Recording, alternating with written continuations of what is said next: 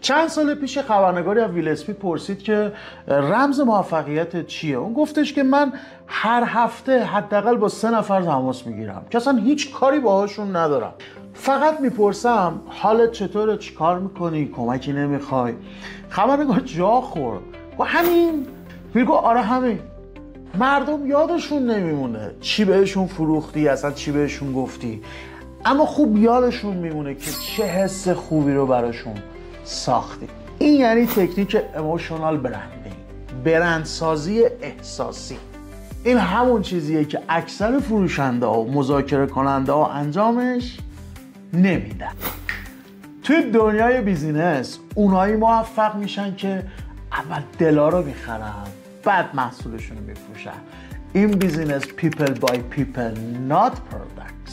اون لحظه ای که مخاطب بفهمه وقتی کارش داری فقط میری سراغش، دیگه اعتمادی وسط نمیمونه، دیگه فروشی شکل نمیگیره. همین الان امتحان کن، برو تو کانتکت ها یه نفر رو انتخاب بکن که خیلی وقت باهاش تماس نگرفتی، بهش زنگ بزن، یه جمله بهش بگو بعد از سلام علیکم، بگو فقط زنگ زدم حالتو بپرسم.